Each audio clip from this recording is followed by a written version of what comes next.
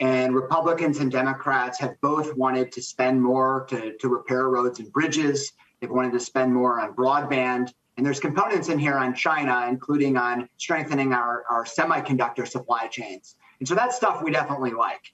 I think the problem is that this goes so far beyond what we traditionally think about in infrastructure. I was just looking through the summary of the bill, and just the summary is 25 pages. And we're talking about housing and schools and childcare and Medicaid, and the list goes on and on and on. And I think that is one of the big problems here. And of course, you're also going to raise the problem here with how do we pay for it?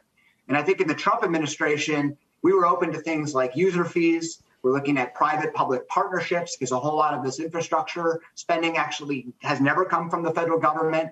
We're looking at toll roads and things like that. And here you have huge tax hikes, which are really going to hurt our competitiveness vis-a-vis countries like China.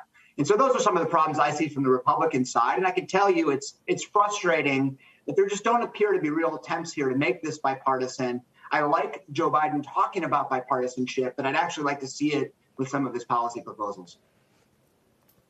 Austin, the tax increases are emerging as one of the more controversial elements here when it comes to the pay-fors. 21 to 28% on the corporate rate, higher taxes on individuals.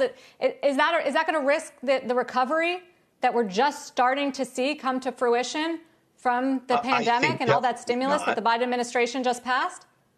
No, I think definitely not. I mean, the president ran on a campaign that he was going to do exactly this, that he was going to propose a broad-based infrastructure, not just transportation infrastructure, but energy, telecom, healthcare, education. All of those are critical infrastructure for the country. That he would do that program and that he would raise taxes back to historic levels on corporations and high-income people. And he won by 7 million votes on that platform. So I don't think there's any surprise. And the people whose taxes would go up, they haven't had a recession. The employment level for those high-income people is higher than it was before COVID ever struck.